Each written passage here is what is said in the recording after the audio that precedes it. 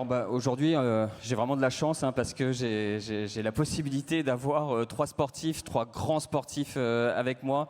On a trois champions. Le dernier en date, c'est celui qui a remporté le championnat de France de rugby avec le Stade Toulousain, meilleur joueur du monde, champion olympique. Je pense qu'on peut faire un tonnerre d'applaudissements pour Antoine Dupont.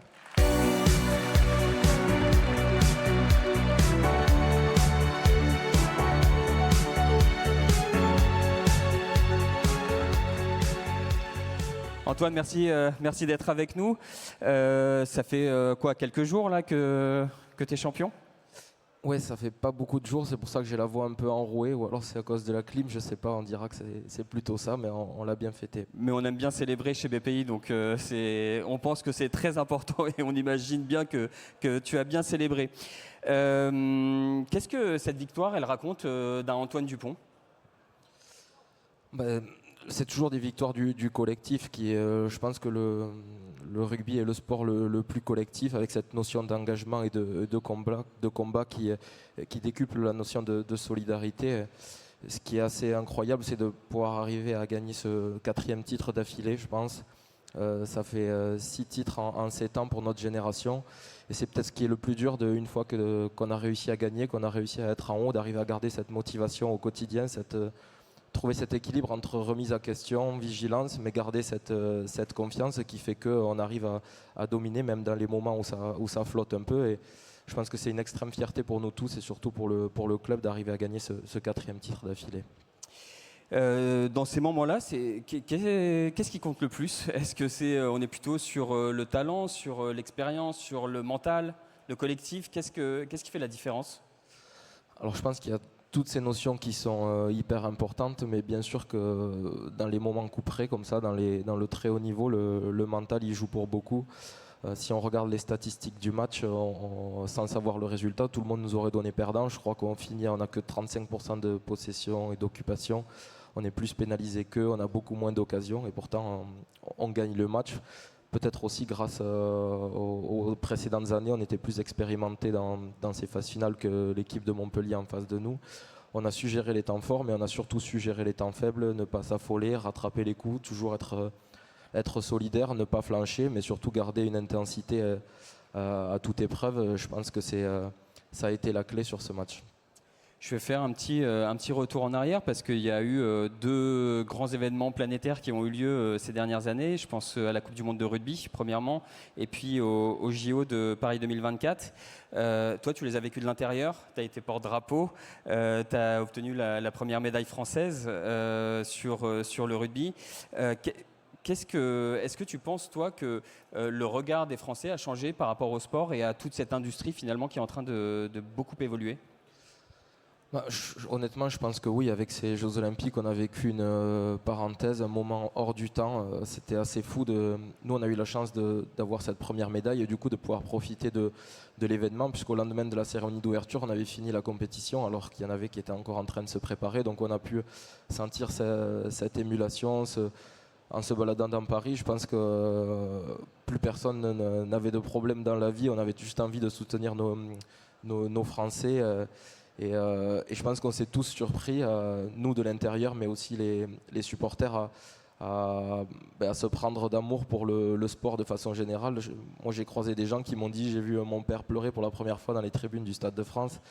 Et je suis sûr que c'était pas quelqu'un qui était forcément fan de rugby depuis son plus jeune âge. C'est juste que le sport, par moment, quand on est rassemblé derrière une équipe, derrière une cause, ça nous fait vivre des émotions où à part le sport, il n'y a rien qui peut nous permettre de vivre des émotions aussi fortes dans la vie. Et je pense qu'on s'est tous surpris, même moi devant la télé, à soutenir des sports, des athlètes que je connaissais pas, des sports où je comprenais pas tout, mais j'avais juste envie de voir le Français qui était derrière gagner. Et cette notion de patriotisme qu'on a vécu pendant ces moments-là, je pense qu'il n'y a que le sport qui peut nous le faire vivre.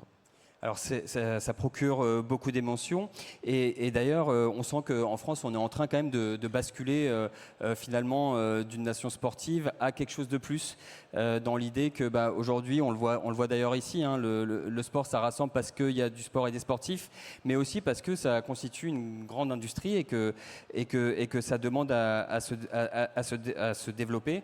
Il y a beaucoup de savoir-faire en France. Qu'est-ce qui nous manque pour aller encore plus loin selon toi? Alors ne serait-ce que déjà sur la partie organisationnelle, entre la Coupe du Monde 2023, on ne va pas épiloguer dessus, on sait tout ce qui s'est passé, mais en tout cas sur le niveau de l'organisation, ça a été quand même hyper bien fait. Les JO, n'en parlons pas, je pense que objectivement, sans chauvinisme, c'est la plus belle édition des Jeux Olympiques qu'on ait connue. À Los Angeles, ils vont avoir la pression pour faire au moins aussi bien. Mais ça prouve que la France est une nation de sport qui sait organiser des grandes compétitions, qui sait répondre présent dans les grandes compétitions aussi, puisqu'on a fait un record de médailles sur ces Jeux Olympiques, et comme on l'a dit, je pense que ça a déclenché quelque chose chez tous les Français et ça a fait naître des vocations. Je pense que c'est ça le plus important aujourd'hui, se tourner vers les jeunes, leur donner ce goût du sport, déjà de la pratique idéalement, mais rien que de pouvoir supporter, de pouvoir... c'est un vecteur social aussi hyper important. Moi je me souviens que quand j'étais petit, d'avoir les copains du rugby, que ce soit les sports collectifs, c'est toujours plus simple. Ce sentiment d'appartenance, au-delà des bienfaits du sport, de pouvoir appartenir à un groupe, de pouvoir se dépenser. Je pense que c'est ces notions-là qu'il faut arriver à véhiculer maintenant. Après, on sait toute la complexité du sport scolaire. On en a beaucoup entendu parler, c'est pas évident, mais je pense que c'est dans ces vecteurs-là qu'il faut aller chercher pour que demain, la France continue de grandir et de rayonner au niveau mondial. Et ça passe aussi par du lien, créer davantage de liens entre les athlètes, les fédérations, les clubs, les entreprises, les institutions. Comment est-ce qu'on développe justement toutes ces connexions qu'il faut créer ? Pour parler de mon sport, je pense qu'aujourd'hui le rugby n'a jamais été aussi présent médiatiquement en France. On a fait des audiences qui ont dépassé le foot, ce qui montre à quel point les gens ont envie de soutenir l'équipe de France, de regarder le rugby. On voit tous les clubs du top 14 qui est aujourd'hui le championnat le plus lucratif au monde, les structures qui se développent de plus en plus, les clubs qui grossissent, qui investissent sur la formation mais aussi sur les infrastructures. Et aussi avec un pool de partenaires. Nous, on est, je pense, bien placé au Stade Toulousain pour parler de cet écosystème-là. On a un club qui est assez disruptif, où on n'a pas de mécènes, on fonctionne avec les partenariats, avec la billetterie, avec la vente de maillots, en formant les jeunes, ce qui nous permet d'avoir aujourd'hui des résultats probants, mais c'est grâce à un système vertueux et un travail qui est fait en amont, et ce depuis des dizaines d'années. On est très souvent le meilleur centre de formation, les juniors, les espoirs qui sont toujours dans les phases finales et qui permettent d'avoir cette émergence des jeunes au plus haut niveau. Mais évidemment que nous, à Toulouse, sans partenaire, on ne peut pas fonctionner. Si à la fin de l'année, on n'est pas qualifié et qu'on a un déficit, notre président, il est bien gentil, mais il ne pourra pas nous faire un chèque pour combler ça. Donc ça nous met une pression un peu au quotidien, mais ça nous fait nous rendre compte aussi qu'on ne peut pas y arriver tout seul et qu'on a besoin de partenaires. Et je pense que les partenaires s'y retrouvent aussi au final, puisque le nombre de partenaires ne fait qu'augmenter, le montant des partenariats ne fait qu'augmenter aussi. Donc ça prouve que tout le monde y trouve son compte. Je vais te poser la même question que deux précédents athlètes. Qu'est-ce que aujourd'hui le rôle de l'athlète a quand même pris une ampleur assez considérable, que ce soit dans l'idée d'être un modèle. Aujourd'hui, de plus en plus, on passe de l'égérie à je deviens une marque moi-même que j'exploite. Toi, comment est-ce que tu vois la suite à ce niveau-là ? Comme ce qu'a dit Cyril tout à l'heure, mon principal objectif actuellement, c'est continuer d'être bon sur le terrain déjà. Toutes les choses auxquelles on a le droit, les privilèges qu'on peut avoir en dehors, ça découle des performances du terrain. Donc tant qu'on est en carrière, ça reste notre objectif numéro un. Mais bien sûr qu'il faut aussi construire notre image.